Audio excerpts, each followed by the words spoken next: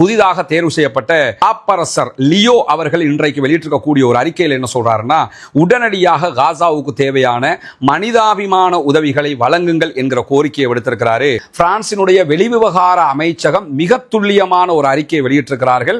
நாங்கள் அடுத்த மாதம் ஜூன் மாதம் பாலஸ்தீனத்தை தனி நாடாக அங்கீகரிக்க போகிறோம் என்பதிலிருந்து பின்வாங்கவே மாட்டோம். இன்றைக்கு அமெரிக்காவுக்கு கிடைத்திருக்கக்கூடிய உளவு தகவல்கள் பிரகாரம் இஸ்ரேல் ஈரான் மீது தாக்குதல் நடத்த போகிறது என்கிற தகவல் கிடைத்திருக்கிறது. ஏன் ஈரான் மேல தாக்குதல் நடத்த போறாங்கன்னு சொன்னா, காசாவில் நடக்கக்கூடிய இந்த கொலைகள் மொத்தமாக இஸ்ரேலை அழிவுக்கு இட்டு செல்கிறது.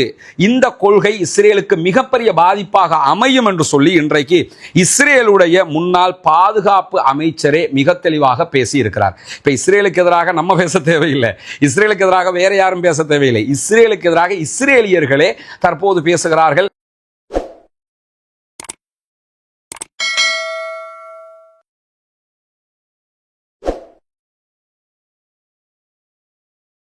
அஸ்ஸலாமு அலைக்கும் வரஹ்மத்துல்லாஹி வபரகாத்துஹு. பேரன்பிற்கினிய சகோதர சகோதரிகளே, நம் அனைவர் மீதும் ஏக இறைவனுடைய அமைதியும் கருணையும் உண்டாகட்டுமாக என்கிற உயரிய பிரார்த்தனைகளோடு பாலஸ்தீனத்தினுடைய காசா பகுதிகளில் அக்டோபர் 7, 2023 ஆரம்பிக்கப்பட்ட இஸ்ரேலிய ஆக்கிரமிப்பு இராணுவத்தினுடைய தாக்குதல்கள் இன்று வரைக்கும் கடுமையான முறையில் தொடர்ந்து வருவதை நாம் பார்த்து வருகிறோம். இன்றோடு 593வது நாளாகவும் காசாவிலே தாக்குதல்கள் தொடர்ந்து வருகிறது. இன்றைக்கு கடந்த 24 மணி நேரங்களுக்குள்ளாக இஸ்ரேல் நடத்தியிருக்கக்கூடிய தாக்குதல்களில் சுமார் 123 அப்பாவிகள் கொல்லப்பட்டிருக்கிறார்கள், ஷஹீதாகி இருக்கிறார்கள் என்கிற செய்திகள் வெளியாகி இருக்கிற அதே நேரம் 214க்கு மேற்பட்டவர்கள் படுகாயம் அடைந்திருக்கிறார்கள் என்கிற செய்திகளும் வெளியாகி இருக்கிறது. காரணம் என்னன்னா, இன்றைய தினம் இஸ்ரேலிய ஆக்கிரமிப்பு இராணுவம் தொடர்ந்து தரைவழி தாக்குதல்களை மும்முரமாக நடத்தி கொண்டிருக்கிறது.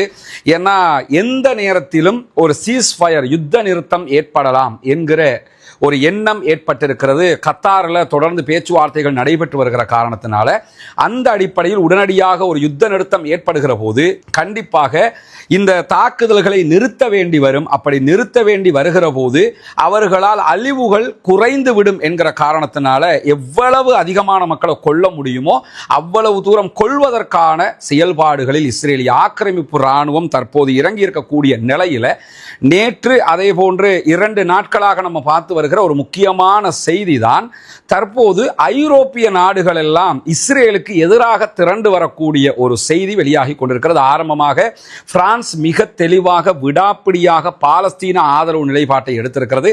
இன்றைய நாளில் பிரான்சினுடைய வெளிவிவகார அமைச்சகம் மிக துல்லியமான ஒரு அறிக்கையை வெளியிட்டிருக்கிறார்கள். நாங்கள் அடுத்த மாதம் ஜூன் மாதம் பாலஸ்தீனத்தை தனி நாடாக அங்கீகரிக்க போகிறோம் என்பதிலிருந்து பின்வாங்கவே மாட்டோம். கண்டிப்பாக பாலஸ்தீனத்தை தனி நாடாக அங்கீகரித்தே தீர்வோம் என்பதை இன்றைக்கு திட்டவட்டமாக அறிவித்திருக்கிறார்கள்.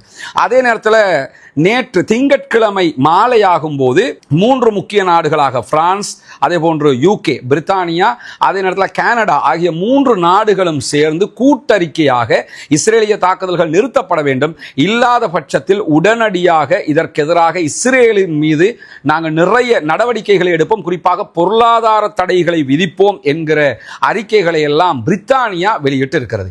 இந்த மாதிரியான ஒரு சூழல் எதற்காக ஏற்பட்டிருக்கிறது என்கிற ஒரு மல்டி மில்லியன் கேள்வி எல்லோரிடத்திலும் இருக்கிறது. இது பாலஸ்தீன மக்கள் மீது கொண்ட பாசம் என்கிற பார்வையில் நம்ம இதை பார்க்க முடியாது. இதற்கான ஒரு ஜியோ பாலிடிக்ஸ் இருக்கிறது, சர்வதேச அரசியல் ஒன்று இருக்கிறது. நமக்கு தெரியும், டொனால்ட் ட்ரம்ப் அமெரிக்காவினுடைய ஜனாதிபதியாக தேர்வானதுக்கு பிறகு பல நாடுகள் மேலேயும் நிறைய வரிகளை விதிச்சுக்கிட்டு வர்றாரு. டொனால்ட் ட்ரம்ப்புக்கும் ஐரோப்பிய நாடுகளுக்கும் இடையில, அதாவது அமெரிக்காவுக்கும் ஐரோப்பிய நாடுகளுக்கும் இடையில நிறைய பிரச்சனைகள் தொடர்ந்து உருவாகி வரக்கூடிய நேரத்தில் ஐரோப்பிய நாடுகள் அமெரிக்காவினுடைய சொல் பேச்சு கேட்காத ஒரு இடத்திற்கு தள்ளப்பட்டிருக்கிறார்கள். அமெரிக்கா என்ன பண்ணுவாங்கன்னா, தேவையான அளவுக்கு ஆயுதத்தை கொடுப்பாங்க, தேவையான நாட்டுக்குள்ள தாக்குதல் நடத்த சொல்லுவாங்க, ஐரோப்பிய நாடுகள் எல்லாமே அதற்கு சப்போர்ட்டாக வந்து நிற்பாங்க. இது வளமையாக இருந்து வந்த நிலையில தான் இனிமேலும் அமெரிக்காவினுடைய சொல் பேச்சை நாங்கள் கேட்பதில்லை என்கிற ஒரு நிலைக்கு ஐரோப்பிய நாடுகள் வந்திருக்கிறார்கள். அதற்கு மிக அடிப்படையாக இருந்த ஒரு விவகாரம் தான் கனடாவில் நடத்தப்பட்ட தேர்தல். கனடாவினுடைய முன்னாள் பிரதமர் ஜஸ்டின் ட்ரூடோ பதவியிலிருந்து நீக்கப்பட்டதற்கு பிறகு புதிய பிரதமருக்கான போட்டி ஏற்பட்டது. அந்த போட்டியில் அமெரிக்க அதிபருக்கு எதிரான பிரச்சாரம் தான் தற்போதைய பிரதமர் ஜஸ்டின் ட்ரூடோவுடைய கட்சியை சேர்ந்தவரையே மீண்டும் பிரதமராக தேர்வு செய்வதற்கு காரணமாக அமைந்திருக்கிறது. எனவே இந்த சர்வதேச அரசியலுக்கு உள்ள ஐரோப்பிய நாடுகள் மிக தெளிவாக இனிமேலும் அமெரிக்காவினுடைய கைப்பாவையாக இயங்க முடியாது, இஸ்ரேல் நினைத்ததை எல்லாம் செய்ய வழிவிட முடியாது என்பதில் ஒரு தெளிவான நிலைப்பாட்டை எடுத்திருப்பது மட்டுமல்லாமல் இன்றைக்கு யூரோப் யூனியனுடைய அனைத்து நாடுகளுக்கு மத்தியில் ஒரு துல்லியமான கருத்தாக்கம் வெளியிடப்பட்டிருக்கிறது. எல்லா நாடும் ஒன்றிணைந்து என்ன பண்ணியிருக்கிறாங்கன்னா ஒரு ஓட்டிங் பண்ணியிருக்கிறாங்க.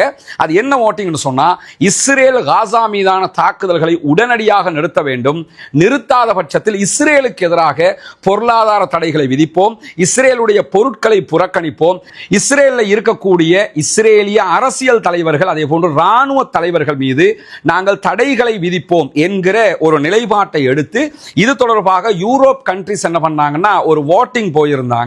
இந்த ஓட்டிங்ல 9 நாடுகள் இஸ்ரேலுக்கு ஆதரவாக கையுயர்த்தி இருக்கிறார்கள், 17 நாடுகள் இஸ்ரேலுக்கு எதிரான நிலைப்பாட்டை எடுத்திருக்கிறார்கள் என்பது பாலஸ்தீன மக்களுடைய செயல்பாடுகளுக்கு கிடைத்திருக்கக்கூடிய மிக உன்னதமான வெற்றியாக பார்க்கப்படுகிறது. ஏன்னா கிட்டத்தட்ட 26 நாடுகள் ஓட்டிங்ல கலந்து கொள்றாங்க. அதுல 17 நாடுகள் தெளிவாக இஸ்ரேலுக்கு எதிராக பாலஸ்தீனத்திற்கு ஆதரவாக நின்றிருக்கின்றன என்கிற செய்திகளும் இன்றைக்கு வெளியாகி இருக்கக்கூடிய நேரத்தில் தான் வெளியாகி இருக்கக்கூடிய மிக முக்கியமான இன்னும் ஒரு செய்தி என்னன்னு சொன்னா, ஈரான் மீது எந்த நேரத்திலும் இஸ்ரேல் ஒரு தாக்குதலை நடத்த முடியும், அதற்கான வாய்ப்பு இருக்கிறது என்கிற உளவு தகவல்கள் எங்களுக்கு கிடைத்திருக்கிறது என்று சொல்லி அமெரிக்கா இன்றைக்கு அறிவித்திருக்கிறது. அமெரிக்காவினுடைய CNN இந்த செய்தியை ஒரு ஹைலைட்டட் நியூஸாக இன்னைக்கு வெளியிட்டிருக்கிறாங்க. பல சர்வதேச ஊடகங்களும் இதையொட்டி செய்திகளை ஒளிபரப்பி இருக்கிறார்கள். எதற்காக இந்த முயற்சியில் இஸ்ரேல் ஈடுபடுகிறது சொன்னா, நம்ம பொதுவா ஒரு விவகாரத்தை நீங்க புரிஞ்சுக்கிறீங்க. வரலாறு நெடுகிலும் யூதர்கள் எப்படிப்பட்டவர்கள் என்கிற ஒரு படிப்பினை நமக்கு இருக்கு. யூதர்கள் என்னைக்குமே நெஞ்ச நிமிர்த்தி வந்து நின்னுக்கிட்டு நாங்க சண்டையிடுறோம் வாடா பாத்துக்கலாம் அப்படி வரமாட்டாங்க. எப்பயுமே என்ன பண்ணுவாங்கன்னா எவனையாவது கோர்த்து விட்டுட்டு பின்னாடி நின்றுக்குருவாங்க.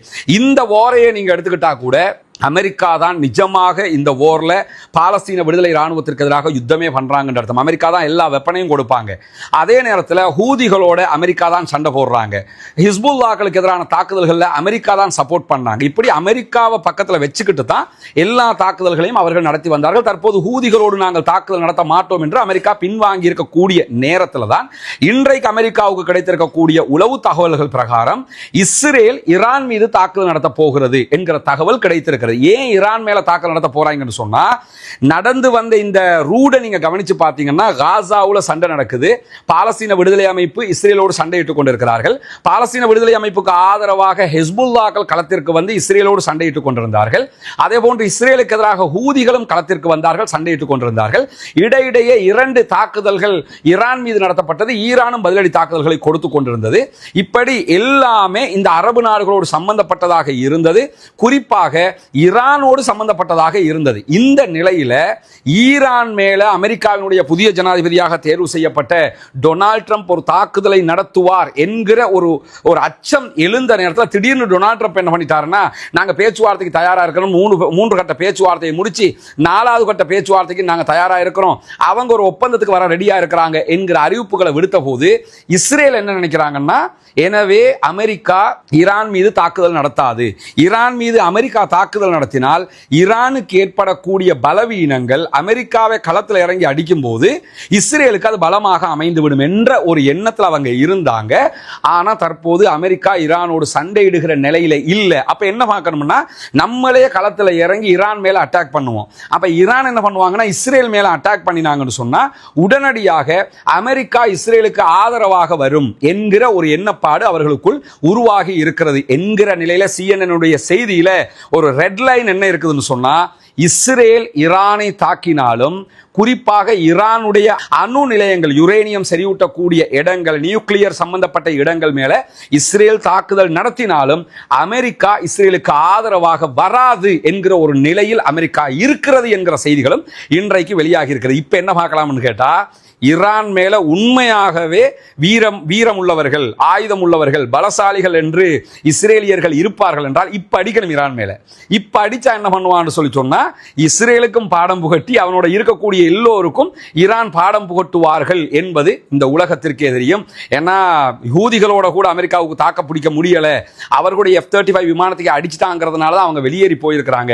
எனவே இஸ்ரேல் தனித்து வந்தால் அவர்களுடைய லட்சணம் இந்த உலகத்திற்கு தெரியும், கண்டுகொள்ள முடியும் என்பதையும் நம்ம இந்த இடத்துல புரிந்து கொள்கிற அதே நேரம், அன்பிற்கினிய சகோதர சகோதரிகளே, நமக்கெல்லாம் தெரியும் புனிதமிக்க ஹஜ் பெருநாளை நம்ம நெருங்கிக்கிட்டு இருக்கிறோம். ஹஜ் பெருநாளுடைய ஒரு சுன்னத்தான காரியமாக இஸ்லாம் நமக்கு கற்றுத்தந்திருக்கக்கூடிய ஒரு காரியம்தான் நம்ம இப்ராஹிம் அலைஹிஸ்ஸலாம் அவருடைய தியாகத்தை போற்றும் விதமாக ஆடு மாடு ஒட்டகங்களை பலி கொடுத்து அந்த இறைச்சிகளை நம்ம ஏழைகளுக்கு பங்கு வைக்க வேண்டும், அவர்களுக்கு உணவாக கொடுக்க வேண்டும். அதை நம்ம குர்பானி என்கிற பெயரில் நம்ம அழைச்சிக்கிட்டு இருக்கிறோம். இந்த குர்பானியினுடைய நிகழ்வுகள் கடந்த வருடத்தை போன்று இந்த வருடமும் நம்ம முன்னெடுக்க இருக்கிறோம். இலங்கை ரூபாவில் ஒரு மாட்டில் 7 பேர் நம்ம பங்கு சேர முடியும். இலங்கை ரூபாவில் ஒரு பங்குக்கு 39,000 என்று நிர்ணயிக்கப்பட்டிருக்கிறது. அதற்கேற்ற மாதிரி நீங்கள் கூகுள் பண்ணி கரன்சி ரேட்டில் ஒவ்வொரு நாட்டிலையும் அது என்ன பெருமதி வரும் என்பதை நீங்கள் கவனித்துக் கொள்ள முடியும். அதே நேரத்தில் ஒரு முழு மாட்டையே நான் ஏழைகளுக்கு தர்மம் செய்ய நினைக்கிறேன், குர்பானி கொடுக்க நினைக்கிறேன் என்பவர்களும் அதை தந்து உதவுங்கள். இல்லை நாங்கள் பங்கு சேர்றோம் என்று விரும்புகிறவங்களும் தாராளமாக பங்கு சேர முடியும். இல்லை நாங்கள் ஒரு ஆடு கொடுப்பதற்கு விரும்புகிறோம் என்று நினைக்கிறவங்களும் அந்த மாதிரி உதவிகளை செய்ய முடியும். இந்த குர்பானி பங்கீட்டில் இணைந்து கொள்ள விரும்புகிற சகோதரர்கள், நீங்கள் எந்த நாட்டை சேர்ந்தவர்களாக இருந்தாலும் முன்னால் தெரிகிற நம்முடைய வங்கி கணக்கிலக்கத்திற்கு நீங்கள் உங்களுடைய குர்பானி பங்குக்கான தொகையை வைப்பிலிட்டு விட்டு அக்கௌண்ட்டில் டிபாசிட் பண்ணிவிட்டு அதனுடைய ரெஃபரன்ஸை வந்து நமக்கு அனுப்பி தருமாறு கேட்டுக்கொள்வதோடு, அந்த அக்கௌண்ட்டுக்கு எங்களுக்கு வைப்பு செய்ய முடியாது என்று சொல்லக்கூடிய சகோதரர்கள் முன்னால் தெரிகிற வாட்ஸ்அப் மற்றும் தொலைபேசி இலக்கத்திற்கு நேரடியாக என்னை தொடர்பு கொண்டு அது தொடர்பான மேலதிக விவரங்களையும் நீங்கள் தெரிந்து கொள்ள முடியும். இந்த தடவை நம்ம இந்த குர்பானி பிராணிகளை அவுட் ஆஃப் கலம்புல தான் கொடுக்க இருக்கிறோம். எனவே அவுட் ஆஃப் கலம்புல இருக்கக்கூடிய ஏழை எளிய மக்களுக்கு மேலதிகமாக இது போய் சேர வேண்டும் என்கிற ஒரு நல்ல நோக்கத்தில் தான் இது செய்யப்படுகிறது. எனவே இதற்காக உதவக்கூடிய சகோதர சகோதரிகள், தாய்மார்கள், நண்பர்கள் அனைவரும் உங்களுடைய குர்பானி பிராணிகளை தந்து உதவும். புதிதாக தேர்வு செய்யப்பட்ட பாப்பரசர் லியோ அவர்கள் இன்றைக்கு வெளியிட்டிருக்கக்கூடிய ஒரு அறிக்கையில் என்ன சொல்றாருன்னா, உடனடியாக காசாவுக்கு தேவையான மனிதாபிமான உதவிகளை வழங்குங்கள் என்கிற கோரிக்கையை விடுத்திருக்கிறாரு. இந்த இடத்துல நம்ம என்ன கவனிக்கணும்னு சொன்னா, காசாவில் இருக்கக்கூடிய கிறிஸ்தவ மக்களுக்கும் உணவு இல்லாமல் கஷ்டப்பட்டு கொண்டிருக்கிறார்கள். கிட்டத்தட்ட 14,000 குழந்தைகள் ஓரிரு நாட்களுக்குள் உணவு இல்லாமல் மரணித்து விடும் என்கிற ஒரு எச்சரிக்கையை ஐநா விடுத்திருக்கக்கூடிய நேரத்தில் இந்த நிமிடம் வரைக்கும் உள்ளே உணவுகள் அனுமதிக்கப்படாமல் இருக்கிறது. அதனால தான் யூரோப் கண்ட்ரீஸே தற்போது களத்தில் இறங்கி யூஎன்னுக்கே நீ கட்டுப்பட மாட்டேங்கிற, நீ எல்லாம் யாராங்கிற ரீதியில் அவங்களுக்கு எதிராக தற்போது பேச ஆரம்பித்திருக்கிறார்கள் என்கிறத நம்ம புரிய முடிகிற அதே நேரம், காசாவில் நடக்கக்கூடிய இந்த கொலைகள் மொத்தமாக இஸ்ரேலை அழிவுக்கு இட்டு செல்கிறது.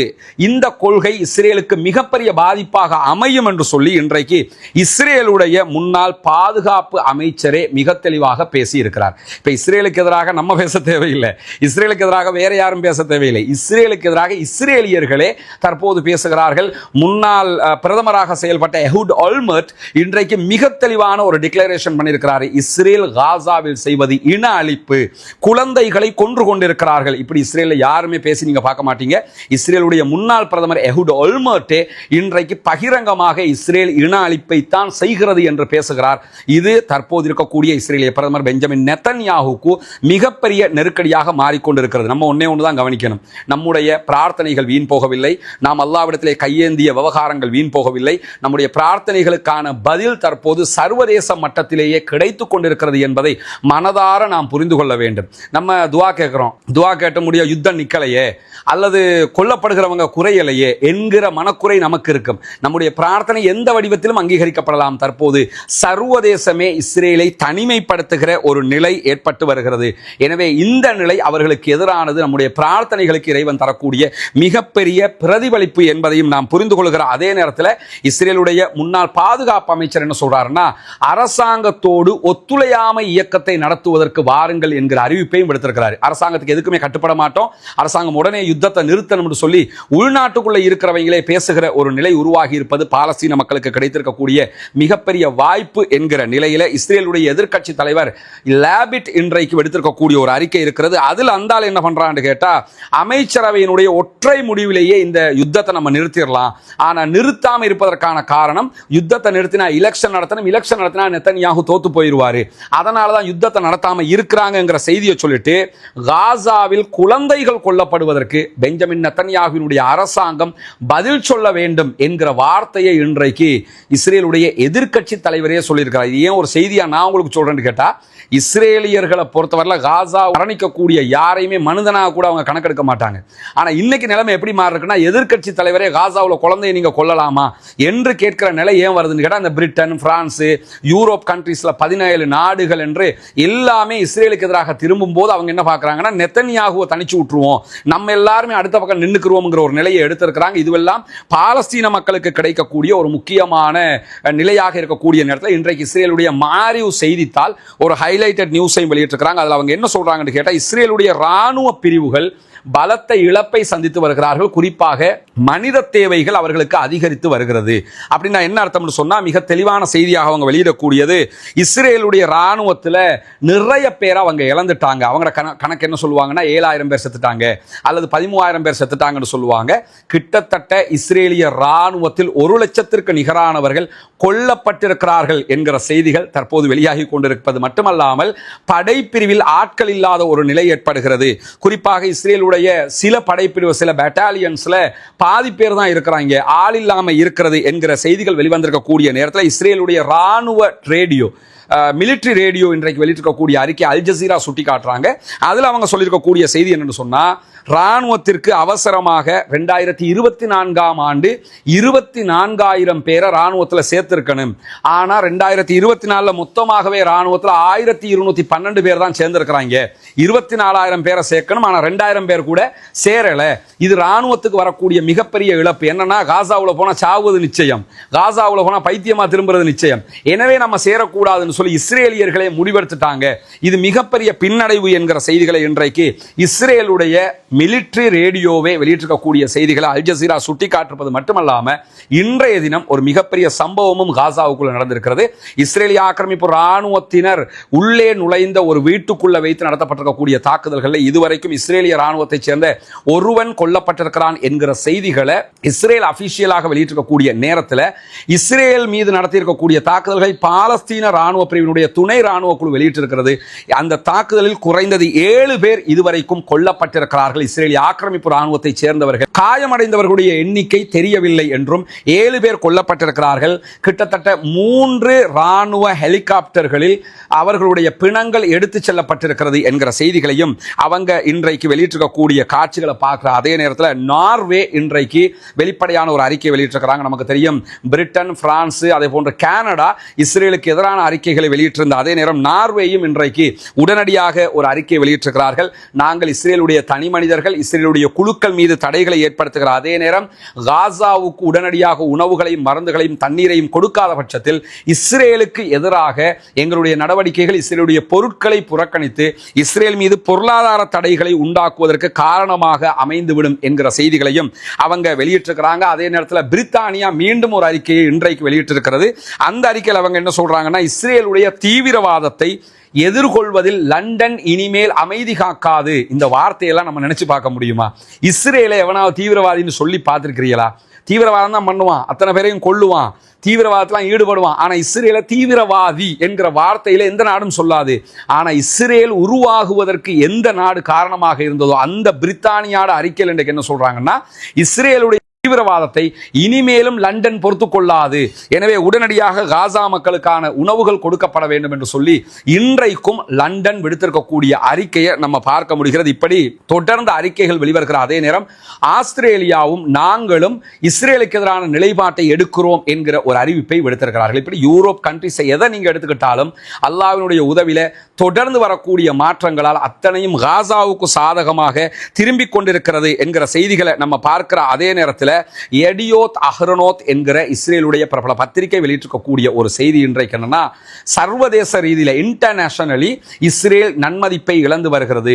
ஐரோப்பிய நாடுகள் நமக்கு எதிரான தடைகளை விதிக்கிற போது பில்லியன் கணக்கான டாலர்களை நாம் இழக்க வேண்டி வரும் என்கிற எச்சரிக்கையை விடுத்திருப்பது மட்டுமல்லாம, நேற்றைய தினம் நமக்கு தெரியும் ஹூதிகள் நாங்க இஸ்ரேல் மேல கடற்படை முற்றுகையை விதிக்க போகிறோம் என்று சொல்லியிருந்தார்கள். அந்த அறிவித்தல் வந்ததுக்கு பிறகு இன்றைய தினம் இஸ்ரேலுடைய பென் குரியன் விமான நிலையம் இழுத்து மூடப்பட்டிருக்கிறது. விமான நிலையத்தின் மீதான தாக்குதல்கள் தொடர்வதற்கான வாய்ப்பு இருக்கிறது என்கிற எச்சரிக்கைகள் விடுக்கப்பட்டிருக்கக்கூடிய நேரத்தில் தான் விமான நிலையம் உடனடியாக இழுத்து மூடப்பட்டிருப்பது மட்டுமல்லாமல், அவர்களுடைய ஈலாது துறைமுக பகுதிகளில் வருகிற ஏவுகணைகளை தடுப்பதற்கான முயற்சிகளையும் நாங்கள் செய்து வருகிறோம் என்கிற செய்திகளையும் வெளியிட்டிருக்கிறாங்க. அமெரிக்கா மிக தெளிவாக இஸ்ரேலுடைய விவகாரத்தில் தங்களுடைய தலையீட்டை குறைத்து கொண்டு வருவதை பார்க்க முடிகிறது.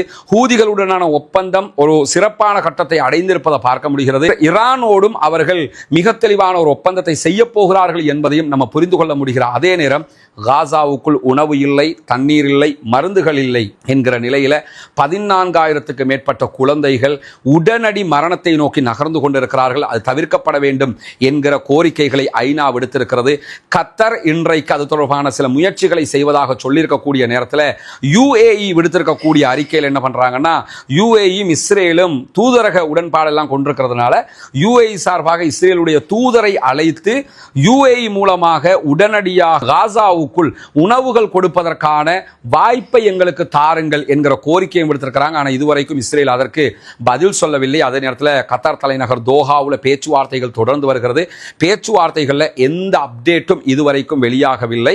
ஆனால் எடியோத் அஹ்ரோனோத் வெளியிட்டிருக்கக்கூடிய செய்திகளில் பேச்சுவார்த்தையின் பிரகாரம் பாலஸ்தீன விடுதலை அமைப்பினுடைய கோரிக்கைகளை இஸ்ரேல் ஏற்றுக்கொள்வதற்கான வாய்ப்பு இருக்கிறது என்கிற செய்திகளும் வெளியாகி கொண்டிருக்கிறது. பொறுத்திருந்து பார்ப்போம் என்னவெல்லாம் நடக்கிறது என்பதை. யூரோப் நாடுகள், பெரும்பாலான நாடுகள் இஸ்ரேலுக்கு எதிராக திரும்பி இருக்கிறார்கள் என்கிற செய்திகள் மகிழ்ச்சிக்குரிய செய்திகள். தொடர்ந்து அல்லாஹ்விடத்திலே பாலஸ்தீன மக்களுக்காக பிரார்த்தனை செய்வோமாக. பாலஸ்தீன மக்களுக்காக கையேந்துங்கள். பாலஸ்தீன மக்களுக்காக அல்லாஹ்விடத்திலே துஆ கேட்கிற அதே நேரம், இஸ்ரேலிய ஆக்கிரமிப்பு ராணுவத்திற்கு எதிராக தொடர்ந்தும் குனூத்து நாசிலாவை ஓத மறந்து விடாதீர்கள் என்கிற கோரிக்கைகளோடு, ஜனநாயக ரீதியாக பாலஸ்தீன மக்களுக்காக குரல் கொடுக்க மறந்து விடாதீர்கள் என்கிற கோரிக்கையோடு முடித்துக் கொள்கிறேன். வாஹ்ரு தஅவானா அல்ஹம்துலில்லாஹி ரப்பில் ஆலமீன்.